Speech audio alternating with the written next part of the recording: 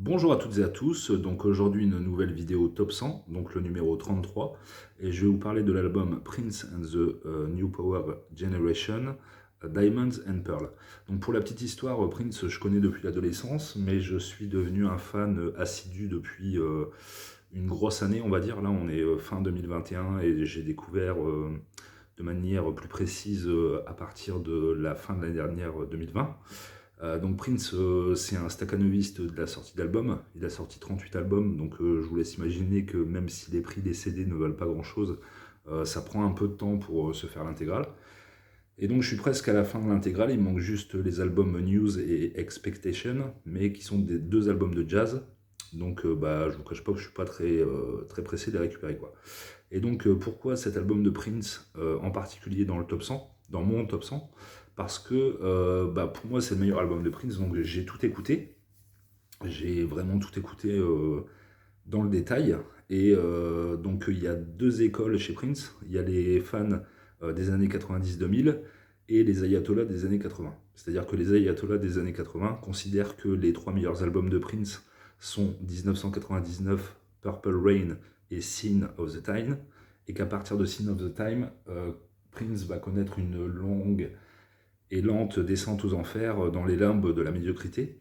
Et donc moi je suis pas d'accord en fait, parce que je trouve que 1999, Purple Rain et Sign of the Time sont de très bons albums, mais ils synthétisent le problème de la production des années 80.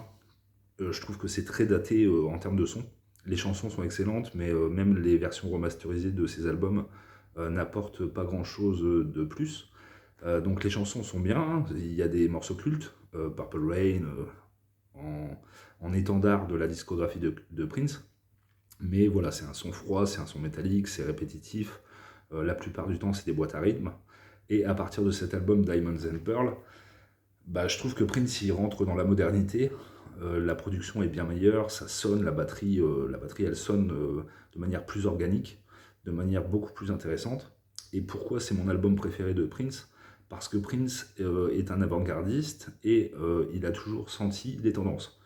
Donc le rap est un courant de musical né au milieu des années 80 aux États-Unis, très revanchard et dans la démesure. Et donc Prince, lui, il va s'accaparer le rap, notamment sur certains morceaux de cet album, et le flow de ces rappeurs, parce que c'est pas Prince qui rappe, est très intéressant. C'est voilà, ça bouge, il y a du funk, il y a du pop, de la pop, il y a du rock dans cet album avec le gros succès du single Cream.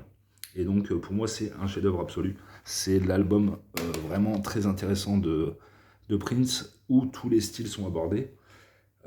Tous les styles, tout, enfin voilà, c'est une tuerie absolue parce que le problème de Prince en fait c'est que la plupart du temps, tout au long de sa carrière, il a sorti quasiment un album par an. Donc je vous laisse imaginer que la créativité elle n'est pas forcément parfaite tous les ans en fait, chaque année on va dire. Et là concrètement, voilà, c'est vraiment parfait. Vraiment parfait, l'album est bon de bout en bout. J'ai longtemps hésité avec Émancipation sorti en 96, que je trouve vraiment très très bon. C'est un triple album, mais le problème d'Émancipation, c'est que il y a quand même beaucoup de morceaux de remplissage où on sent qu'il se fait plaisir, mais c'est pas efficace et c'est pas intéressant, c'est pas qualitatif quoi. Alors que ce Diamonds and Pearl est vraiment parfait. Voilà, j'espère que ça vous aura donné envie de découvrir.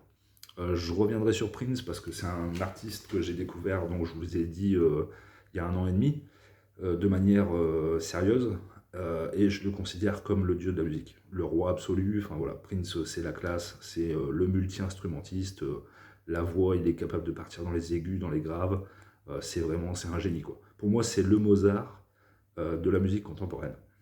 Voilà, bonne découverte, bonne écoute et à bientôt.